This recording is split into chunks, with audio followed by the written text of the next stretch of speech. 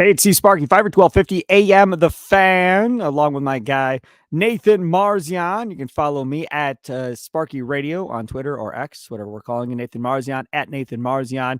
And of course, don't forget the Potawatomi Sportsbook Pro Hoops post game show on after every Bucks game now on 1250 AM The Fan. We started that last Monday, so we're 4 shows in. And of course, we start with a Clippers game at Fiserv Forum in which the Bucks win. And then out onto the West Coast trip they go. With these late night starts. They go 0 for the first 2 on the West Coast. And then they figure out a way to win on Sunday afternoon against the Clippers. 1 left to go in Sacramento. Coming up on Tuesday night, 1 and 2 so far on this trip. Still no Chris Middleton, and Middleton is listed as questionable for the game Tuesday against Sacramento. So we'll have to wait and see if he plays. The question is simple. Do the Bucks' struggles out west concern you, Nathan Marzion? Not too much. And they had that, because if you look at they had that West Coast trip a little bit earlier, right when Doc took over, where they had Denver, Portland, and then they went to Dallas, and they had Utah and Phoenix. And they only won one of those. So, but again, that first West Coast trip came at a unfortunate time with them just firing the coach, Doc just coming in. Like, of course, it seems like they're going to struggle a little bit with that. That Jazz game that they lost was on the second night of a back-to-back, and they played pretty well in that game. The Suns game that they played was you had no Chris or Dame for pretty much that entire game because Chris, that was the game he got hurt. Dame wasn't playing. So it was kind of unrealistic to expect them to win that one. But like they hung with the Nuggets. They beat the Mavs. The Blazers one was the only one that was kind of a concerning loss of those 5 games. And then these last 3, they get destroyed by the Warriors, which I know this is hindsight, but like I truthfully going into that game, I was like, I don't think they're going to win. Even if Giannis plays, I don't think they're going to win because Warriors had 2 days rest coming off of the worst loss of the season for them. Got blown out by Boston. Of course, they're going to come out a little bit sharper, a little bit more motivated. And it just felt like a game where I was like, yeah, we're kind of due for a bad game coming up here. We've won 6 in a row, starting a West Coast trip, and the Warriors are due for a bounce back game, and they're getting everyone healthy for the first time in a while.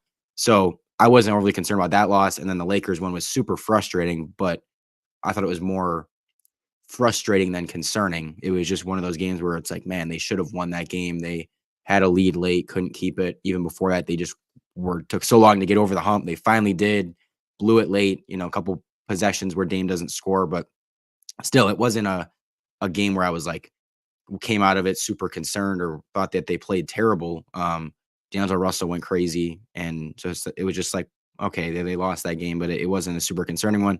Good to see them bounce back and beat the Clippers. I know they were shorthanded, but it's still, that's a good team still, and so it was nice to see them come through in the clutch and win that one. So we'll see what happens with the Kings game tomorrow. Either way, it's not going to be a good record out west for them this year. But again, I don't think that many of these games were overly concerning. I think that in several of them, the defense looked better, especially that first West Coast trip right when Doc took over. They had several games there where the defense played better. They didn't win because, again, they were missing some players in that stretch. They missed Brooke for a couple of those games, and now they're missing Chris. Like, that doesn't help. But I just think none of these have been super, super concerning losses. And I just think they're playing better. I think that even in the losses, you see Giannis and Dame playing better together. You see the stuff that's going to matter come playoff time. It seems to be a little bit better. I know the defense hasn't been quite as good the last 2 games, but or the last few games, I should say. But I still think it's better than it was before. And I just think that, like, when I look at this team as far as how it can translate to the playoffs and their outlook for the playoffs, it feels better now that Dame's playing better. Dame and Giannis are playing better together. Down the stretch of these games, they've just looked like they know what they're doing. They have purpose. They are running actions that are smart and just like run through Dame and Giannis all the time. That's the stuff that to me is like, hey, that's going to matter later. Like that's big, even no matter win or lose the game. That Lakers game was super frustrating, but I was like, man, they looked great down the stretch offensively. They just couldn't get a stop on D'Angelo Russell. Stuff like that just makes me optimistic and not feel too bad about the poor record out west. And again, it came at it. These have come at inopportune times with Doc taking over and having that first one, and then now without Chris for any of these games still, it's tough to have a really good record in these games. I'll tell you what I'm frustrated by. I'm frustrated by Doc at the end of that Lakers game. I mean, I don't, and I said it on the air, I don't understand why you don't double D'Angelo Russell right away. I just, that doesn't make any sense to me. I mean, the man was killing you all night. You did not much of anything to really try and slow him down and get the ball out of his hands at any point. And you allowed him to dribble his way and do what he wanted against Damian Lillard, who is, I don't know, we're Bucks fans. We'll be judged. We'll call him average, an average defender at best. And he gets a shot that he wants. And then there was miscommunication between him and Brooke on the switch or whatever. So you had that going on. But that never should have even got to that point. It should have been, if he gets the ball, we're doubling him, and we'll deal with the fallout after that if he's able to make a pass out of that and somebody else takes a shot. But you don't want that dude who's killed you the entire game getting that shot opportunity at that moment. To me, that's on Doc. It's not on anybody else. That's on Doc Rivers. And when we start talking about winning a championship and Giannis and Dame and so forth, I've been saying from the jump, they'll have to overcome Doc. And that there was a coaching moment where you point at it and you go, come on, man. Like, we got to be better than that. We can't have obvious things that should be happening, not happening in big moments at the end of a game. And that's not on the players. That's on him not making that call, in my opinion, Nathan. That was probably the only thing that, that I was really frustrated. Like, I mean, there was so much I was frustrated by, but that was a concerning thing, I guess, that I took out of that game was like, yeah, why did they, for me, it was like, why did you even leave Dame in the game? Like, you had a timeout where, okay, the Lakers are getting the ball, tied game, or was it tied? Was it tied at that point, or were they down one? I don't even remember. But that the Lakers are getting the ball. I think the Bucks were up. I think the Bucks were up one at that point. Yeah, they were. So Lakers have the ball down 20 seconds left, and it's like at that point, I would take Dame out for that possession. I don't think anyone's gonna be like, why wasn't Dame in for defense? It's like, put Patrick Beverley on him. If he can score on Patrick Beverley, it's tougher to do than scoring on Damian Lillard. So, I was confused why Dame was in the game for that possession. And so, yeah, like that was something that I definitely was like, again, frustrated by, irritated by, didn't like. But when I just looked at these games as a whole, and I mean, again, you can blame Doc for that, but I also was looking at the other side of the court saying, man, Doc did a great job with this crunch time offense, making sure they were always had the ball in their best players' hands, and they got a ton of good looks constantly over and over and over again down the stretch of that game that, got them that 6-point lead with 2 minutes left. And again, they just could not close it out. So it was just like, it was frustrating, but again, wasn't overly concerning to me. There's always going to be concerning stuff when you lose. Like, if you lose, that means some bad things had to have happened. Yes, of course. But just looking at, again, Giannis and Dame both played really good in that game, and then they did it again yesterday. So it's like, to have some games now where these guys are looking more like a duo together, more like, and just playing off each other better. You can hear them talk about it and hear them. You can see it on the court, just them more comfortable with each other. Again, that's what we've wanted to see, and that's what we knew we needed to see going into the playoffs, was like, okay, like, those guys are going to need to play together. Dame's going to have to start playing like Dame for them to have any chance to win this title. We're seeing that now. And so that's again, even though they lost that game, I was like, I'm glad that Dame had 28 and 12 in that Lakers game, looked great, was just looked like Damian Lillard running the offense out there. Even though they didn't, they made a couple mistakes late, didn't end up getting the win, it was still like, hey, we can still take something positive out of this. And, again, these last two games, it's like, I now am very confident. It's not always going to work, but just like 5 minutes left in a playoff game, tight playoff game, like, I'm confident in this offense. The way they've looked the last couple of games, and when they just go to this Dame Giannis thing over and over, I'm confident they're going to get a good shot. Do we know they're always going to make it? No. Do we know it's always going to result in a win? No. But I just think that lately we've seen them getting, executing really well down the stretch. And it's like, I don't know if there's a team that, besides maybe Denver, that can get consistently good looks down the stretch of games like the Bucks can, just running this action and having those two guys on the same team, and you're going to add Chris to the mix too, which will help things. So, again, still some positives to take from me, even with the losses. It's like I just am confident in this offense. I never thought about taking Damian Lillard off the floor in that situation at the end of that Lakers game. Never crossed my mind. Never thought about it once. I get on the air. I'm doing the post-game show, and I saw people bringing it up. And my first reaction was, okay, quickly here, can I think of anybody that was a superstar that was pulled in big game moments for a defensive replacement? I couldn't think of one. But it doesn't pulled. It Shaq gets pulled because it's Hack-a-Shaq, right? So he would get pulled all the time because you want to avoid Hack-a-Shaq or whatever the case may be. Okay, fine. From that perspective, sure. But as far as like who gets pulled that's at that level, top 75 player of all time, I just don't think Doc will ever pull him in that situation, regardless of what happens, because of who he is. And they'll live with whatever happens out of the defensive situation that occurs. But because of the respect that they have for him, they aren't going to put him on the bench in a big situation. A, I think Lillard would lose his damn mind if that were to happen. And B, and then you have to fall on the ramifications of all the media members now talking about it the entire next day on TV about, oh my God, do you see Lillard got pulled for defense at the end of that game? It becomes a whole sideshow talking point.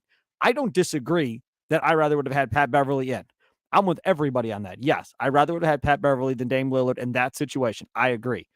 But because of the way the league is and the superstars and all of that stuff, I don't think you'll ever see it happen. I really don't. And it will never happen.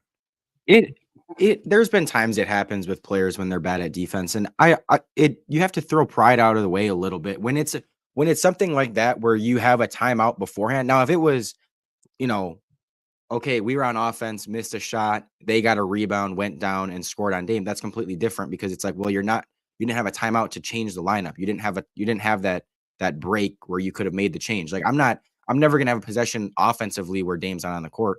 But if you have a timeout and you're on defense for you need one stop, yeah, you can take out Damian Lillard. Like I don't think anyone would really criticize that. I don't think the media would freak out about that, because that's a pretty like normal basketball thing of like, hey, I mean, we love Dame, but Dame's not a good defender. So like there's nothing wrong with taking him out, no matter how big his name is, no matter how good he is as a basketball player.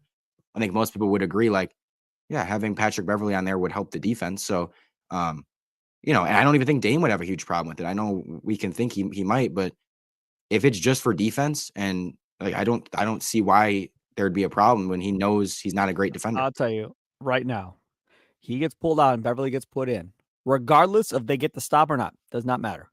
After the game, Dame Lillard will be asked, Dame, you weren't in there on that possession. What happened? Are you okay with getting pulled in that situation? And then he's going to have to answer it. And Doc is then going to get questioned about, man, you pulled Damian Lillard off the floor. And you say, and then if you're Doc, you say, who do you think is a better defender, Patrick Beverly or Damian Lillard? Nope, you can't put Damian Lillard out there like that. Yeah, but you can't put Damian Lillard out there like that. It doesn't matter. It's like saying big thing here. Everyone knows their strengths and weaknesses. You can have weaknesses and be a great player. Giannis will tell you he's not a good shooter. That doesn't mean it's a oh my God, Giannis. Like if Doc Rivers goes and says, oh, we didn't want to get the ball in Giannis's hands late, we wanted it in Dame's hands because he can shoot better. That's not a criticism of Giannis. That's a basic fact of like Dame's a better shooter than Giannis. Just like Patrick Beverly's better defender than Dame. There's nothing wrong with that. That's totally different. No, that's totally different. Because what you're saying then is, okay, in a big situation, down 3, don't trust Giannis out there. So he's going to sit on the bench, and I'm going to put a bunch of shooters out there with Dame. You think Giannis is going to be okay with that? Do you think he would ever do that? No, it's not the same thing. Yes, it is. Because that's not his strength. You're down 3. That's not his strength. I've got 4 other guys that can shoot it better. So you're going to go sit down, and we're going to play these 4 other guys instead to try and shoot a 3. If you're down 3 with 5 seconds left, I don't mind taking Giannis out of the game. Why would I mind that? I know. I'm not asking you if you mind that. I'm saying, do you think Doc would do it? And do you think Giannis would be okay with it? And both answers to that are absolutely not. Yes. I think Giannis would be okay with it. And I think that most people would be like, yeah, that makes sense. 5 seconds left. You need a 3. You're going to put 5 3-point shooters out there to try to get a 3. Yes, it makes sense. I agree. Just because he's Giannis doesn't mean he has to be in every situation. Just When because you he's Dame doesn't are mean he has to be in every situation. I when mean, you are a superstar and one of the faces of the league in Giannis, yes, you're not coming off the floor in big moments. I don't care what the score is. I don't care what the situation is. You're not getting pulled off the floor. but And if they you're do Damian this all Lillard, the a time. top 75 player of all time, you're not getting pulled off the floor late in a game. There are times this happens where I'm pretty sure like Jokic has been taken out for defensive purposes late. I'm pretty sure Steph Curry has been taken out for defensive purposes late. I Like would love for you to point that out to me, and then I will retract everything I said okay, about pulling Damian Lillard, I don't know if it's those guys specifically, but I especially know it's Curry. happened. I would love to hear that one. I know it's happened before where you'll watch a game and be like, it might have been like Donovan Mitchell too, where I'd be like, oh wow, like Donovan Mitchell's out this game. Like, oh no, it's the last seconds of the game. He's on the bench because they want to stop. Like that makes sense. I'm not going to criticize that. It's I like would love to he's not give. a great defender. If you could find me examples of that, that would be wonderful. I would love to see the examples. I think it would be a major story if they pulled Lillard out at the end of a game, especially if it happened in, say, a postseason game where same scenario happens and Beverly comes in with everybody watching on TNT or whatever the case may be, and Lillard's over there watching his teammates play defense. Do you remember when Lillard got here and everybody's making such a big deal about how good Drew Holiday was and how bad Dame Lillard was and all this other stuff? And Lillard's like, no, I'm not Drew Holiday, but I'm not that bad of a defender, right? I mean, he right away went to defending himself defensively in that situation. So, again, maybe I'm wrong. Maybe Lillard would be fine sitting on the bench watching his teammates try and get a big stop at the end of a game. But I really don't think. I mean, Doc Rivers played in this league. He knows he's been around superstars. There's just no way he's pulling that dude off the floor, regardless of what the situation is, I don't think. Speaking of Dame Lillard, there's been a rule change, and it apparently has cost Damian Lillard a bunch of free throws this year, and we've talked about that nonstop on this podcast. We'll talk more about that because there's some numbers out there, and our numbers guy, Nathan Marzion, is all over that. We'll talk about that next here on Green and Growing. Back in the Green and Growing podcast, Steve Sparky Fifer, 1250 AM, thefan.com. Nathan Marzion. Follow him on Twitter at Nathan Marzion. Follow me at Sparky Radio. And of course, download the Green and Growing podcast on your Odyssey app or wherever you download your favorite podcast at. Check us out live streaming most of these on the Odyssey Sports YouTube page as well. So a rule change was made, Nathan Marzion, and they brought it up a little bit in the last game against the Clippers. And it's absolutely affected, Damian Lillard as far as how many free throws he's getting and being able to get to the line. And you can see the frustration on his face throughout this year. And you said there's been some numbers that have come out to justify what Lillard is kind of frustrated by right now. Yes. And I just quickly looked it up. There was a time in the playoffs, Jokic got pulled for defense late, and there were several times in the regular season he has too. So, okay. So Jokic is a good example then. Good. Thank you. Very nicely. And obviously, and real quick on that last thing, but you're going to get a little criticism for that. People are going to be like, oh, wow, they have to take Dame out for a possession. Oh my God. I don't care. Like, I don't think they worry about criticism. I think it's about Dame's pride and ego dealing with standing over there on the sidelines. I mean, the man has been the star in Portland. He never came out in Portland. That's my saying my thing is, do you risk pissing him off by pulling him in a big possession? That's my point. And, can you then get his trust back and so forth? Yeah. When you go, oh man, sorry, Dame, maybe it's a conversation you have where you say, hey, if we're in a position like that again, like, are you okay being pulled for one possession defensively? And if he's really like, no, then it's like, okay, obviously you're not going to do it, but at least have a conversation and say, hey, we think, is that something you're willing to do? Anyways, that's the Damian. You're absolutely right. Yeah. To the Damian Lillard, free throw shooting stuff. And really, this is a league free throw shooting thing where the league is kind of in the middle. It's weird. In the middle of the season, kind of changed how they're officiating things a little bit and calling fewer fouls, not awarding the, foul baiting as much. And it's not just Dame that this is happening to, but he has had it just based on how, like, there's a stat that is free throw attempt change after January 31st. So the last month and a half, your free throw attempt per game before and after that January 31st date. And Dame has dropped off. He's shooting 3 fewer free throws per game, which is the most out of anyone. And Curry's at 2.7, Trae Young's at 2.3, Fox is 2.2. There's other guys in there, but those are kind of the guys like Dame, the small guards. Curry, Trae Young, De'Aaron Fox, Kyrie have all taken more than 2 fewer free throws per game now than they were before January 31st. And so, it's just something that I think I like that it's happening now than happening, when the playoffs start, because you have some time to adapt to it.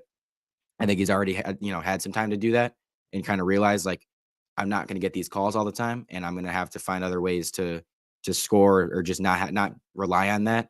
And so, before January 31st, he was taking 8 free throws per game, and now he's taking 5. And again, it's not the biggest deal in the world as long as it happens consistently with every player. If this was just Dame that wasn't getting these calls, then yeah, you'd be like, well, you're kind of putting us at a little bit of a disadvantage here, or you're really taking away an advantage for us. But, if you're going against again, a Trae Young, Darius Garland's on this list, Tyrese Halliburton, like, all those guys are getting fewer calls. But again, I think it's just happening to Dame even more than those guys, a little bit more than those guys, because of, again, the way he plays. And he has that move where he, will drive by a guy, and, they'll kind of be right up against him or bump him, and he sells the contact, goes up, tries to get a shot off, and they're either not calling it, or they're calling it on the floor instead of calling it in the air. And it's just like, it's just leading to fewer free throws for him. Now, he's still going to get, the 5 free throw attempts per game is still, since January 31st, is still, pretty much double what Curry has. It's basically on par with what Trae Young has. It's more than Fox has. It's more than Kyrie has. That's still a nice number, like, for your point guard to average 5 free throw attempts per game. But it's not the 8 that he was averaging before. It's not that, very high number. But again, it's just something he's going to have to adapt to. I'm glad that he's going to have some time to do that. And they'll have to find other ways to either get under the line, or just he'll have to just be like, I got to not play to draw fouls anymore. I got to just, not kind of take that out of my game right now, because it's not going to get called.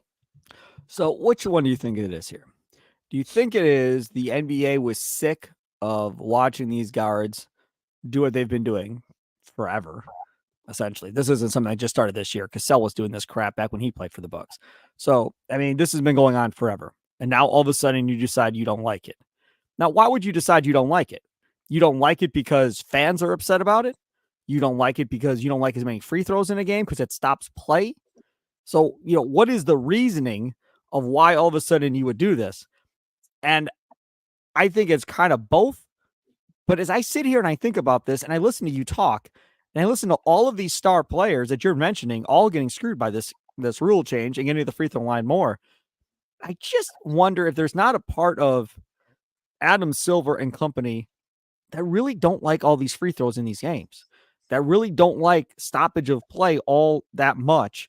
And in their mind are thinking, look, if they're not stopping play and taking free throws, these games will get done a little bit quicker. And the games get done a little bit quicker, we'll be able to keep, some of these people that, can't focus on anything for more than 5 minutes in this country a little bit longer. Kind of like baseball, did with their pitch clock and everything else and shorten games by a half hour. I'm just wondering whether or not in their mind, they're trying to figure out how to take away some of these free throws and some of these stoppages in play with the whistle during the course of games to maybe help speed up the game a little bit and be able to let it have a little bit more flow than it has when you have a bunch of whistles and a bunch of dudes going to the free throw line all the time, Nathan. Yeah, and I think it also is, I think some of it is they've been talking about how they want to, or maybe that scoring has gotten too high, that scoring has become too easy, offense has become too easy, and they want to balance that out a little bit. And I think maybe they look at it and say, one of the ways we balance it out is just to kind of take these calls away where, again, they are foul baiting a little bit, where these guards are driving and selling contact, and they're just saying, no, we're not going to give them those free throws anymore, because that should, it's not going to take tons of points off the board, but it'll take enough that it can balance things out a little bit and shift things a little bit back towards the defense of, like, okay, not to be too unfair to the offense and totally allow scoring to go crazy. Which I don't know. I mean, because part of you is like, do you want to see sometimes defense be better and there to be more defensive games? Yeah. But at the same time, like, does anyone not enjoy watching a guy go for 70 points? Does anyone not enjoy? Okay. No, hold on. So okay, I'll be the old guy here. I'll participate in this Well, conversation as hold the on. old guy. And I'm not saying I want that. Like, I'm not saying I want that to be the normal, but like to me, I didn't look at Luka scoring 70, Embiid scoring 70 as like a bad thing. It was like, man, that's really cool. Like Giannis had 64. I know he shot a ton of free throws, but like he had 64 points. It's just like if that was happening regularly, I mean, then I could see it being like, okay, like scoring 70 is not even a big deal anymore. But it's like, okay, it happened it happened 3 times. Like it's not to me, it's like I mean, I don't know. I'm trying to think of a reason why they would want to like really decrease scoring or like limit that stuff. And to me, I'm like, if you're the commissioner of the league and you want people to watch and you want there to be hype and you want it to be entertaining, would you look at it and say, "Oh, I actually want fewer big scoring performances. I actually want there to But be." I don't know. you have to remember who does the commissioner of a sport answer to? Like who does Roger Goodell answer to? Who does Adam Silver answer to? The answer to the owners, right? Who are the owners? A bunch of old dudes, right? And if the owners are looking at this going, dude, this is ridiculous. Like scores of 130s, 120s. This is embarrassing. There's no defense being played on either side of the ledger right now with all the points being scored. And we need to fix this. We've got to get this back to having games around 105, 110 and get away with this. But the other part about it is, and again, I'm going to be old man, get off your lawn or get off my lawn. Okay. I hate 45 3-pointers in a game. Hate it. 43 pointers a game. Drives me absolutely insane. Come down, chuck it. Come down, chuck it. Come down, chuck it. That stuff, I hate it. Like, I absolutely hate it. You got rid of hand checking, right? Well, when you got rid of hand checking, now these guards can go wherever they want to go, when they want to go there, if th're quick, which most of these guards all are because of how athletic and quick they are at this point. I think part of this is the owners simply not enjoying the product as much and wanting to see the scoring come back down to where they think is a reasonable number to a certain degree. And the commissioner of basketball answers to the owners, plain and simple.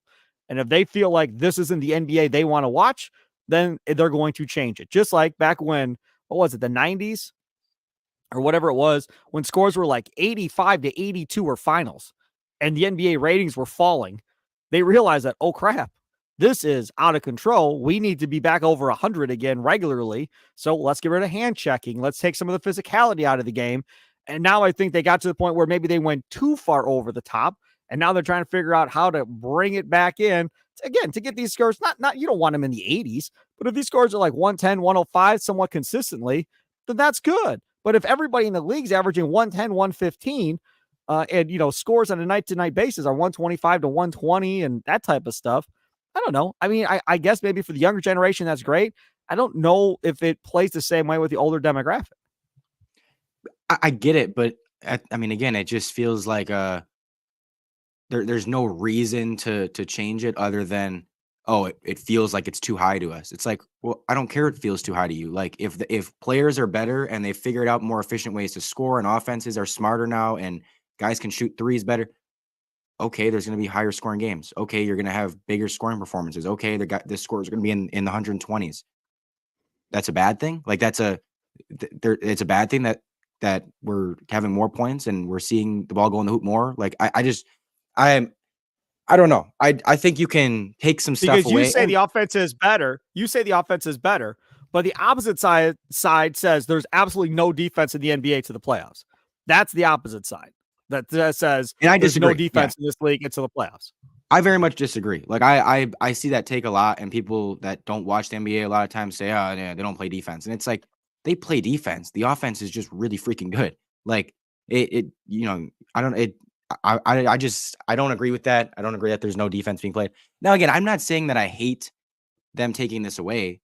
I'm not saying that because again, it's a pretty small thing. It's not something that's going to drastically change scores and drop scores by 20 points per game. But and I don't mind them. It depends how you're taking it away. Like I think you still need to be, if a guy gets fouled, a guy gets fouled. You're not gonna, you can't be taking that stuff away. But I'm fine with taking away some of the foul baiting stuff and the exaggerating contact stuff or the stuff where the offense initiates the contact and stuff like that. Like I don't I don't mind that stuff getting taken away. Like, even if it affects Dame a little bit, it's like, I can understand type stuff like that for trying to get the scores back down a little bit is like, okay, let's not give the offense obvious advantages by rewarding every flop, rewarding every exaggerated, contact. And every time a guy drives to the rim, he just yells and gets a call. Like, again, I understand that. I'm fine with them making small adjustments like that or bringing back hand checking a little bit to an extent, being more lenient with that. I'm fine with all that stuff. I see all these talks about too high of scoring and trying to get points back down. And I'm like, I don't mind them bringing it down a little bit, but like, I don't want this to get to a point where we think that like it has to get down to, like you were talking about, like 105 a game. Like, it doesn't, like, it's okay that scoring goes up. It's okay that offenses are better now. It's okay that teams have just figured out more efficient ways to score the basketball. Like, that means that our game is progressing. That means that we're developing as as teams, as players, as everything. Like, they're just figuring out how to be more successful at the game of basketball. Next podcast, I wanted, can we do it? We haven't done a Twitter poll in a while. Can you throw up a Twitter poll on your massive, huge followers that you have on your Twitter account and just say, figure out whatever the NBA scoring average is now. NBA scoring is up, the average is blah, blah, blah, blah, blah. Do you think it's due to A, more well-executed offense, or however you want to phrase it, or B, defense declining in the NBA? Those two options of, why is scoring up? Is it because the offense is just that much better, or is it because the defense is just that much worse? And give them both options, and then let's just see what it looks like. I will. And again, obviously it is a combination of both, but to me, it's like when you went from an era where teams were constantly shooting mid-range shots, and that was a shot that was like preached as like, be good at this shot, practice this shot, focal point of our offense is getting to the mid-range.